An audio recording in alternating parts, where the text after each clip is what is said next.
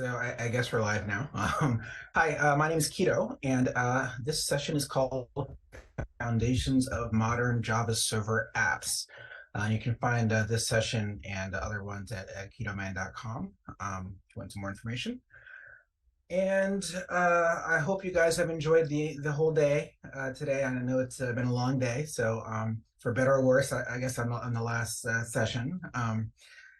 So before I begin, I'll just tell you a little bit about myself. I am the principal consultant at Virtua, where we do training, consulting, mentoring, architecture all around Java, Jakarta EE, web components, microprofile, also some front-end development too, like with web components, Angular, and even some React sometimes. So basically, full stack development with Java on the back end, and then also cloud deployments as well. We're currently working on a project called Speaker Tracks, which you should check out if you like, well, if you're a frequent speaker conferences or meetups or things like that. It's just basically a product to help you track that stuff. I'm the co-host of the Stack podcast, which is podcast about front-end and back-end development in the enterprise space. A lot of stuff about Java. There's like 3 Java champions on there. So there's me, Josh Gino, Daniel Inahosa, and also Ian Lavitz. And we basically, every month or so, we talk about all the latest news in the enterprise Java world or enterprise front-end and back-end world. And we also often have guests on as well. So we have people, other Java champions, other people who work in the industry to talk about what they've been up to as well. So if you like podcasts, I encourage you to check that out. And I'm also a Java champion and a member of the Jakarta EE Ambassadors Leadership Council. And before Java EE moved out of the JCP, I was very involved in the Java community process. So that's my story. I wanted to spend a minute and get a sense from the audience about what basically the background of everyone here is. I know we've got a lot of people here that are really into, Jakarta EE and microprofile and all those technologies. But I guess I'm wondering, do we have people in the audience who are sort of new to any of these technologies or still trying to find your footing in terms of where all these technologies fit together? I'm not sure how that works with the moderation, if I can see what people type in chat or what.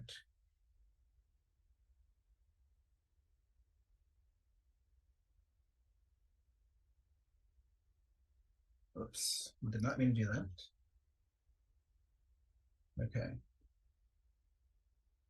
All right, so not really sure what feedback I can see. That's what happens when I click on the Zoom chat here. All right, so hopefully we've got a good cross section of people here. So what we're going to talk about today is basically what underlies a lot of the technologies that are used in the Java space today. And a lot of that, goes back to Jakarta EE and microprofile. But first I want to start with what we consider a typical microservice in Java. And if you think about a typical microservice, it's going to have some sort of container, right? Usually a Docker container or some sort of OCI compliant container. And inside of that, you're going to have your executable jar or native image if you're in Integral using that kind of technology. But basically, you have your Docker or OCI container, and then inside of it, you have some sort of deployable unit that represents your application. And then, of course, you have your code. And that is your business logic. That's all of your fun stuff. And then, of course, as is typical in any application these days, you have the giants that you're built on top of. So you'll have some sort of microservice framework. And inside of that microservice framework, you probably will get an HTTP server, right? Because you need some way to handle incoming requests. So assuming you have some sort of HTTP server, obviously, if you don't have an HTTP service, you might have some other sort of inbound or ingress library, like maybe for Kafka or something else. But we'll just take a simple REST-based service as our basis today. So you have your HTTP server, and then you have your integration with Java, which basically is some way to actually integrate the incoming HTTP request with your world of Java objects. Then you have your ability to process REST requests. You have JSON serialization, because you need a way to basically take a JSON object or take JSON responses and requests and turn them into and from Java objects. And in order to do that, you have to parse JSON, right? Because you can't serialize a JSON object or deserialize a JSON object unless you parse it. You have validation, because presumably you want some integrated way to validate the data coming in from your clients. You have security, because of course you want to be able to secure your endpoints. Pretty logical thing to have there. And then of course you have some sort of database integration, whether it's NoSQL, whether it's SQL or something else. This will probably be the two choices though. Then of course you'll have dependency injection. And of course every microservice framework doesn't have all of these things, but most of them do. Most modern frameworks will give you some sort of dependency injection so you can wire up all of your objects together. Then of course you want messaging, because you may need to send a message on to some bus to get listened to by some other microservice. You may want to send email. This is something we don't think about too often, but pops up relatively often as, oh, I need to send an email. How do I do that? Well, you need some sort of API. And then, of course, we get it into the more microservice specific features, right? You need health checks. So you want the ability to send a request to your endpoint or endpoints and determine, is the database up? Is my service healthy? What's the story? This is very important when it comes to continuous delivery, because you need a way for whatever service is responsible for doing the deployments to determine that it's actually up and running. And then once you've got several different microservices, or hundreds or dozens or however many, often you need to do some sort of distributed tracing. So, in the old days, you wrote your web app and you log stuff and you're good to go. You could log, if you paid attention to the session identifier or the user ID or something, or created your own unique identifier, you could follow it throughout the user's lifecycle. But when you have a whole bunch of microservices that are processing a user's journey, you need some way to trace what's going on. So you need some sort of distributed tracing for that. And then, of course, if you have different microservices, you may need to do some actual fault tolerance, right? So you want the ability to say, okay, well, if I can't talk to this downstream service, I need to try again. So you need to do retries, you need to do bulkheads, all sorts of fun stuff to make sure that your services are resilient. Then, of course, there's metrics. So you've got a whole bunch of services, and now you need to take a step back and figure out, are they performing the way they're supposed to? What's the database performance like? What's the, how many requests can I get per second? All that kind of fun stuff. So you need metrics for that. And then, of course, you need configuration. This is something we don't really think about too much, but every single microservice framework has some ability to read and write configuration files, right? Or at least read configuration files, not always write configuration files. And often this is just a properties file or a YAML file, but at the end of the day, you need the ability to read that file and then turn it into an object that you can understand. And that needs to be done in some way that's consistent across your different microservices. And then if you have a REST endpoint or a set of REST endpoints, you want to be able to document them in some sort of standard format. So that's where OpenAPI documentation comes in handy. So the ability to generate that automatically will save you a lot of time. And then if you aren't doing a REST endpoint, you may want to use something like GraphQL. So some microservice frameworks provide support for GraphQL as well, as an alternative to REST. So, you write a small service, but you still end up using a framework that provides some set of features like this. Maybe not exactly all these features, maybe all of them plus some more, maybe just a few of them, but some steps, some cross-section of these features.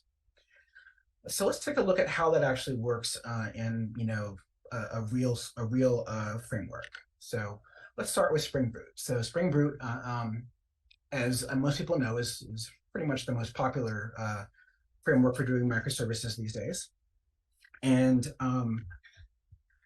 if you take a look at how it's built, it uses the Spring philosophy. It has all these same features we talked about, right? And there are some more as well, but these are the core ones. And it takes the Spring philosophy of giving you a lot of choice, and giving you standard APIs and different choices.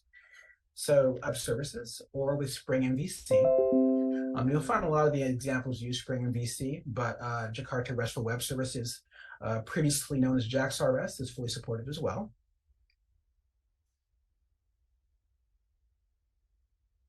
Let's move this thing out of the way. Okay. And then, of course, you need to do your JSON serialization and deserialization. And for that, you can use JSON, Jackson, which is the most popular, or JSON binding. And for parsing, you can use JSON Jackson or JSON parsing. Okay. For validation, you have one choice, which is Jakarta Bean validation. And I should mention JSON binding and JSON parsing are also part of Jakarta EE. And I just want to give a shout out to Bean validation, because it is honestly the most underrated specification, because it's just so good that people just use it and no one really complains about it. So Bean validation to me is definitely one of my favorite Jakarta EE specs. So for security, you have Spring Security, which has been around for a long time. It's pretty robust. For persistence, you can use JPA, you can use Jakarta Persistence, and there's several other options as well, like Spring Data, etc. And for dependency injection, of course, you're going to use Spring Framework, which is the core of Spring. For messaging, you can actually use Jakarta Messaging, or you can also use Kafka or other messaging providers. For mail, you're going to use either the Spring Java Mail Sender or Jakarta Mail. For health checks, you use Spring Boot Actuator. For tracing, you'll use Spring Cloud Sleuth. For fault tolerance, you'll use Spring Cloud Circuit Breaker and Spring Cloud Netflix. Excuse me. Fortunately, when you go backwards in this thing, it just starts at the beginning, which is just annoying.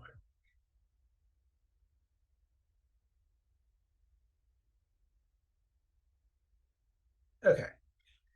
So for metrics, you have Micrometer, which is one of the two main Java APIs for doing metrics outside of MicroProfile. You have Spring Boot config for your configuration, and for your Open API docs, you have Spring REST docs. And one of the newer features is Spring for GraphQL. So basically, you pick a Spring Boot app, but you have several different APIs which are actually part of Jakarta EE. So let's take a look at Quarkus. So let's see how Quarkus handles these scenarios. So Quarkus, just if you're not aware, is another MicroProfile. I'm sorry, it's another microservice framework for Java. It's from Red Hat, and it's relatively popular. And the way it handles things, again, you've got your Docker container, and you have an executable jar or native image. And I should mention, for Spring, the native stuff is really new. For Quarkus, it's been around longer. At least that's my understanding. So you have your code, and you have all the same services we talked about before. So for the web server, you have Vertex from Eclipse. For the Java integration, you can use Jakarta Servlet. You don't have to. If you want to use the reactive APIs, you don't have to use Servlet. You can also use Jakarta RESTful Web Services. Jackson or Jakarta JSON binding, and Jackson or Jakarta JSON parsing for your JSON work. For validation, you use bean validation. For security, you use Quarkus security, which is their own implementation of a lot of different security features, but that does use MicroProfile's JWT role-based authentication. So at least you've got that there. For database integration, you use Jakarta Persistence. You can also use a special simplified API they provide called Panache. And they also have integration with MongoDB and other databases. For dependency injection, you get Jakarta CDI. For messaging, you can use Kafka, Jakarta Messaging, others. For mail, you have Quarkus Mail. For health, you use MicroProfile Health. For tracing, they're currently using OpenTelemetry, although we'll talk about this a little bit later, but I'm pretty sure I don't know for sure, someone can correct me if I'm wrong, but I'm pretty sure they'll be switching to MicroProfile Telemetry, which I'll talk about later. For fault tolerance, they have MicroProfile fault tolerance. For metrics, they use a micrometer. For configuration, there's a MicroProfile config. OpenAPI is MicroProfile OpenAPI. And GraphQL is MicroProfile GraphQL.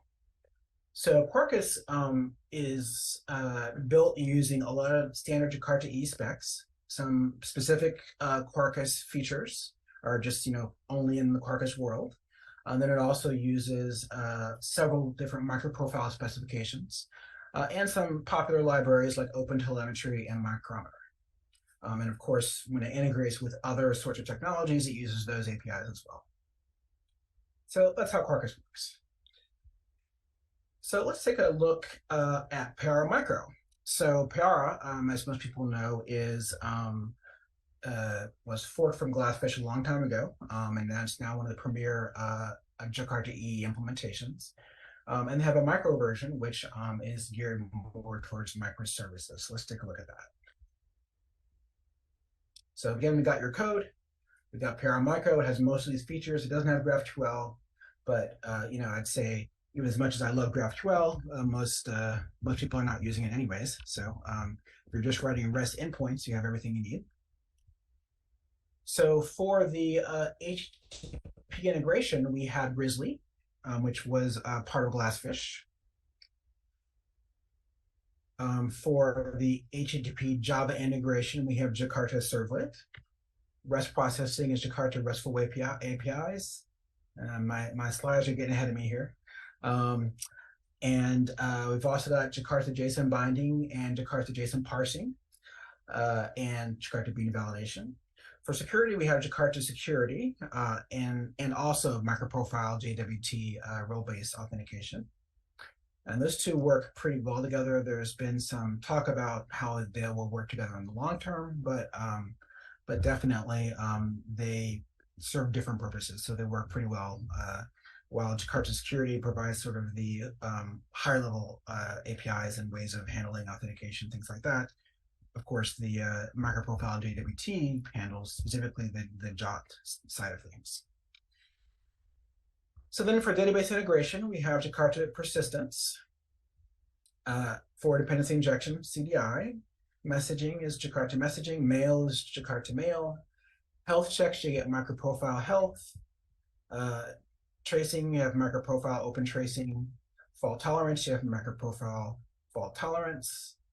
Metrics, you have MicroProfile Metrics. And there's also MicroProfile Config and MicroProfile Open API. So Para Micro, and this is not the only implementation. You can find the same thing with Open Liberty or other server runtimes, where they basically are using almost all of the MicroProfile specifications and many of the Jakarta EE specifications. So you can get, we've kind of gone from Spring having, a few Jakarta EE pieces to Para Micro using pretty much all of them. So this is what we're looking at here. So if we take a step back from Para Micro, and we just look at the technologies, right? The orange ones are Jakarta EE. and the ones in green or teal, depending on your perspective, are microprofile. So we've got two standards bodies, multi-vendor, providing a lot of the underlying APIs that are in use here. And I should mention that microprofile 6, which is I believe was released today, I think. I didn't see all the sessions. Microprofile 6 actually is using microprofile telemetry instead of open tracing. And so this is a new specification that replaces the old APIs that's built on open telemetry. So it's just a change, but it's still the same feature set.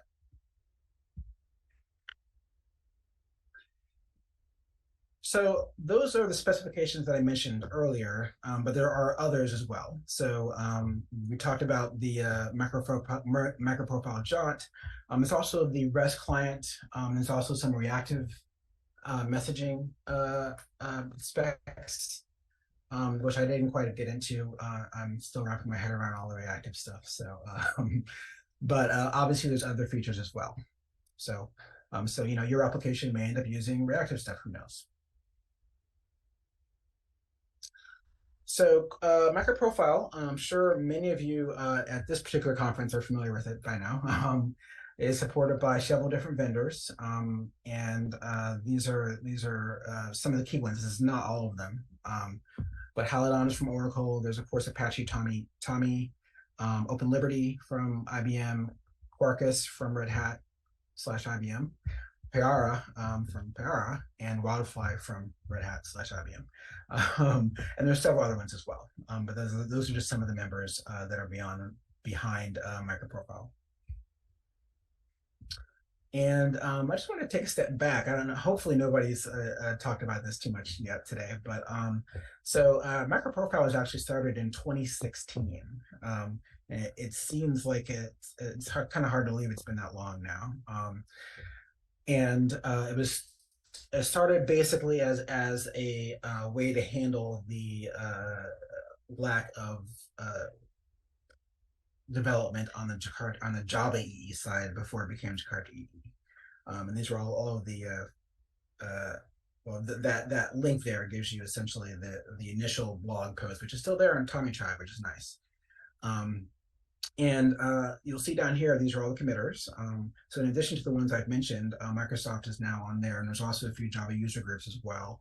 And Fujitsu is a big committer as well. So it's not just the initial ones I mentioned earlier. And again, there are others involved as well. So that's sort of the microprofile side of things. And the key thing here is that, although, not everybody says, hey, I'm a microprofile implementation, they may have some microprofile specs in there that they're using along the way. And Jakarta EE is sort of in the same space. So these are all the Jakarta EE specs that I mentioned earlier that are, often used in microservices. And we'll just look at a few of these ones in gray here. So we've got CDI, web services, JSON binding, and JSON parsing, right? And what you'll find is that in most cases, those are going to be used inside of a microprofile application. And it turns out that with Jakarta E10, what we have now is what's called the core profile, which basically says that these are sort of the core technologies that we're using in Jakarta EE, and these are the ones that are also required for microprofile. And so going forward with microprofile 6, this is basically the deal is microprofile will require core profile from Jakarta EE. And you'll see there's a few specs I've added here. There's Jakarta interceptors, Jakarta dependency injection, and Jakarta annotations. And these are some of the things we don't often think about. But these are some of the common annotations that we always see in our Jakarta EE apps.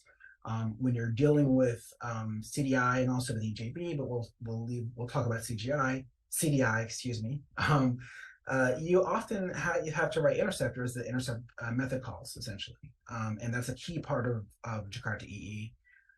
And also a lot of the good old JSR 303 annotations that Spring uses as well. Um, so um, so these are a lot of specifications that are basically required by the ones that are in gray. So that's what we have in the core profile. Now, I've highlighted something else here, which is called the web profile, and I'm sure many of you remember this, and many of you probably still use it. And essentially, these are the set of APIs which are useful for web applications. So these are basically the things we've talked about before, but it's also a few other things like WebSocket, which allows you to basically have a persistent connection with the client, which is useful for doing push, transactions, Jakarta faces, Jakarta debugging support, which is one of these things which I still don't fully understand after looking through the spec. And then some of the older technologies that are still being used by some people these days, like JSTL, Jakarta Standard Tag Libraries. Managed beans have actually been deprecated. They're actually part of, because you can basically use CDI instead. But also there's other things like Jakarta concurrency, which lets you use a lot of the new concurrency constructs in a managed environment, and some other features as well. So all those are part of the web profile. So a lot of times you may have, an app that ends up using some of the web profile features as well. And that's obviously a good example of that would be something that uses Jakarta Mail, right? So you may have like a core profile app, but you also want to use Jakarta Mail, or you also want to use bean validation or something like that. But of course, Jakarta EE is pretty huge, so there's some other things that are not part of the web profile. So there's good old EJB, which is now, I guess, JEB. And there's Jakarta authorization, which is really more of a low-level API. And then a Jakarta batch. And I notice I have Jakarta Mail here twice. My bad. And Jakarta activation and Jakarta connectors. So some of these older technologies that aren't terribly popular these days. These are part of the whole overall platform. And then there's some which are optional, which were the APIs for web services, XML binding, and SOAP attachments. And I will say, I have actually, in the last year, been on a project where we ended up using some of the old SOAP stuff. But no, we didn't add any new features. We just couldn't get rid of it, let me put it that way. So I have actually worked with a lot of the SOAP stuff recently. So this is the entire Jakarta EE platform, and notice there's actually a couple things missing here. So if you saw Reza's talk, you saw Jakarta NoSQL, and Jakarta Data is coming up as well as more of a unified API for working with data, and Jakarta RPC for handling more protobuf style requests, things like that. It's kind of funny to see something with RPC come back to the Jakarta EE world. And there's also other specifications. Jakarta MVC has been around for a while, and it is basically sort of a very lightweight web framework for doing web interfaces that don't require UI components or anything like that. And Jakarta management was recently removed. As I'm sure all of you know who've been at this conference today, Jakarta EE is alive and well and growing. And the key thing for me now is that it's alive now, right? It's sort of like it was on life support for a while, and then it was breathing, and now it's like alive. So I think what we're going to see is more innovation and more standardization across more of the common patterns that enterprises use going forward. And it's great to see some new specifications as well. So I don't know if anyone showed this earlier, but these are all of the different servers that are certified for Jakarta EE. And the key thing, when I was preparing for this talk, I did this talk at JakartaOne as well. When I was preparing for it, I was like looking at this and thinking, wow, there are a lot of these I've actually never heard of before. And to me, that's a good sign, right? Because if you've got a technology that's being used, and of implementations of it that are completely outside of your sphere, that means that there's some pretty broad adoption, which is pretty nice. So these are some of the implementations that are out here, and a lot of them, or some of them, are not even not in the U.S., which is very nice. So I think we're also seeing some headwinds in China as well, which is a great thing. These are the strategic members: Fujitsu, IBM, Oracle, Pioneer, and Tommy Tribe, enterprise members, participants, and Microsoft actually joined, I believe this year, so that was kind of nice to see. So there's quite a few members involved. And so that's that's one of the key things I wanted you to take away from this, is that even though we're in this world where we try to have all these hip microservice frameworks, they're not built from scratch. They're built on top of some very proven and powerful technologies. But I do want you all to indulge me, and let's take a step back in time. So we were just talking earlier about a typical microservice, right? So this is what we had before, like your typical Java microservice, right? You're throwing inside of a Docker container. It's using some MicroProfile or microservice framework. It has your code running inside of an executable jar or native image, right? But let's just take away that container, right? So let's say we're not running in Docker land anymore, okay? And let's just go back in time a bit. Remember this? Good old Back to the Future. And let's just say we'll take the same stuff and put it inside of, your normal Java EE server, pre-microservice hype or post-microservice hype, because you can still run the same stuff, which is one of the beauties of Java. So we have a Java EE server, and your code is just inside the WAR. All this other stuff is not packaged in there. It's all just running in the server, okay? And that server has a whole bunch of APIs, right? And those, in the previous slide, those were the generic versions, right? These were all these specific ones that are part of Java EE. And I left the word Jakarta in here just to keep things simple. But if you go back, far enough, more than 5 years, or you're using a legacy server, all these are the Java versions, right? The Java EE bean validation, etc. So you have your Java EE server back in the day, and you ran a WAR file inside of it.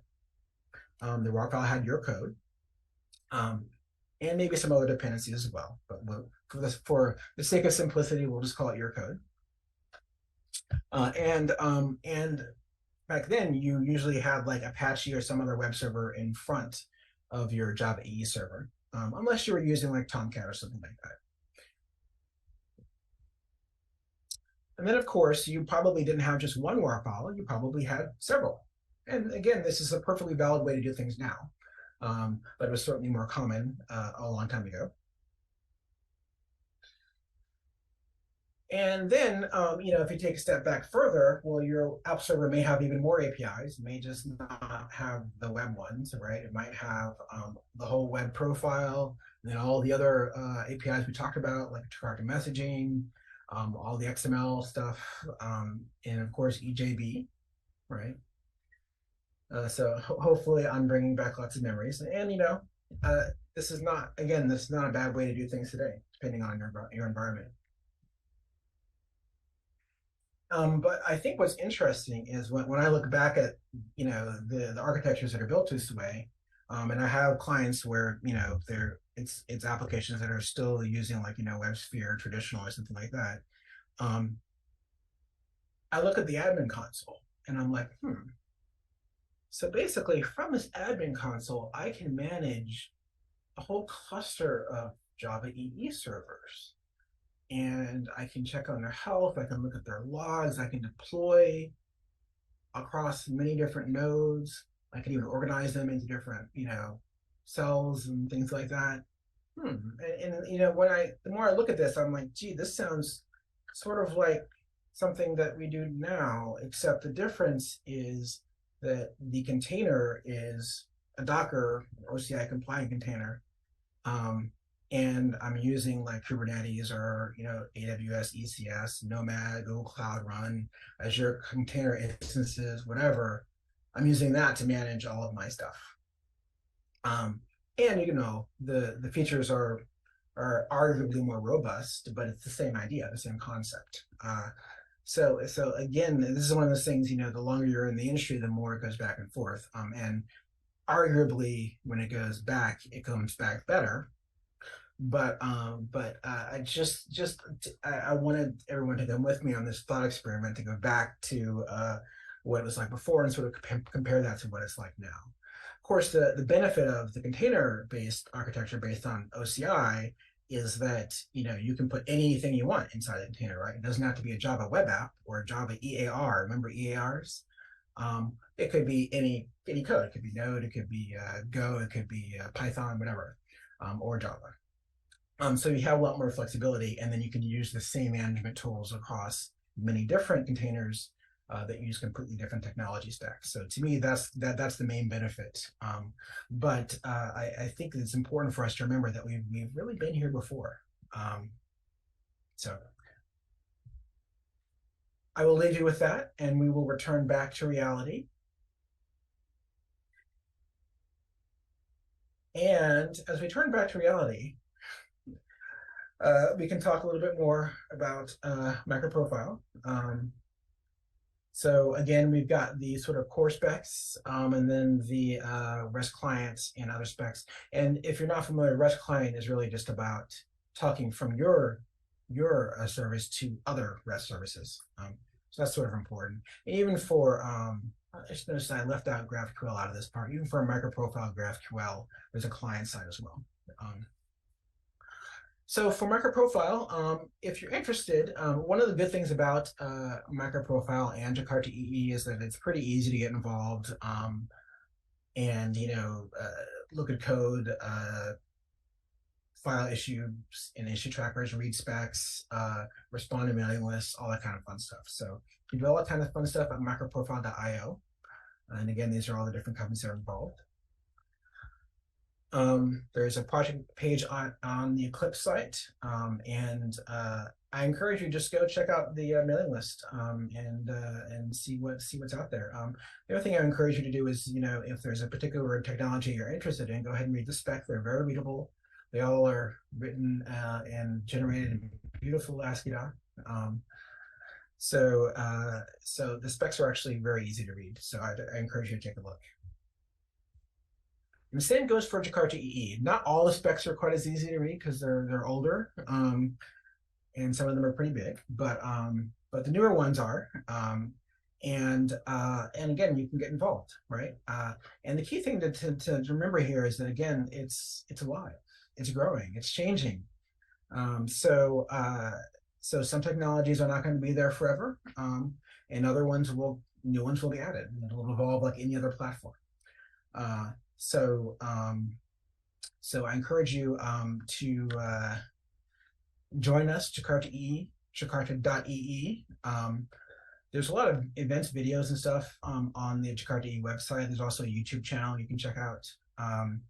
And here's some links for getting involved. I'm sure you guys have seen lots of links today. I'm sure it's no surprise. There's also a contribution guide on the Jakarta EE ambassadors site. There's a Jakarta EE 10 version, but there will be a Jakarta EE 11 one pretty soon. I think it'll be out before the end of the year. So you should check that out if you want some more information about how you can contribute.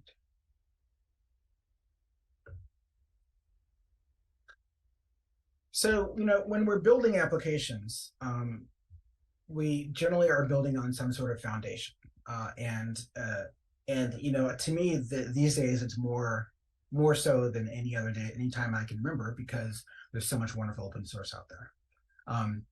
So even when you're building a microservice, you are going to be building on some foundation of code. And it's just important to recognize what that code is and where it comes from, so that you can help it evolve, and also so that when people say to you, hey, this is a Jakarta RESTful web service, you know what that means, instead of saying this is a so-and-so web service from this particular stack that I'm using.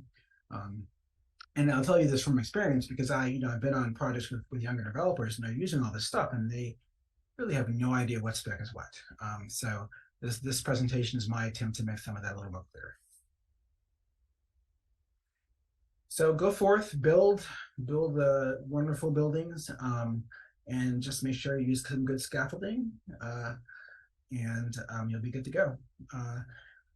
I guess I can open it up for questions now. I managed to do this a lot quicker than I expected. And you can find me at keto99 on Twitter, and also at ketoman.com or virtua.tech. And I don't know if there are any questions, but if there are, please send them along.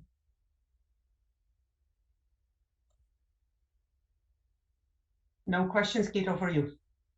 Okay. Thank you very much. All right. Thank you. Okay.